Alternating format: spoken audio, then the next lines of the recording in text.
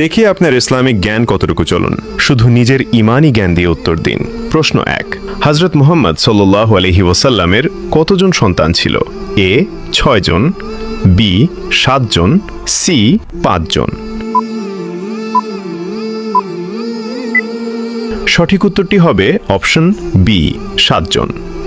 প্রশ্ন 2, হযরত মুহাম্মদ সাল্লাল্লাহু আলাইহি ওয়াসাল্লাম কোন বারে জন্মগ্রহণ করেন? এ শুক্রবার, বি রবিবার, সি সোমবার।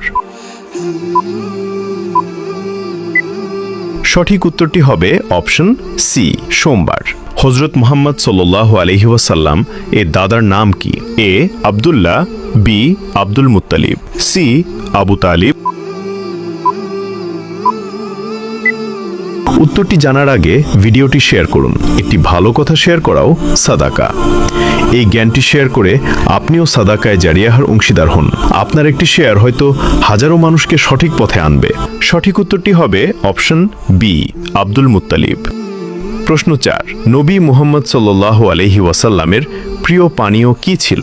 এ দুধ, বি মধু, সি পানি। আপনি যদি একটি প্রশ্নের উত্তর পেয়ে থাকেন তাহলে কমেন্টের মাধ্যমে শুকরিয়া আদায় করুন। আলহামদুলিল্লাহ। সঠিক উত্তরটি হবে দুধ। আপনি কয়টি প্রশ্নের সঠিক উত্তর দিতে পেরেছেন কমেন্টে অবশ্যই জানাবেন।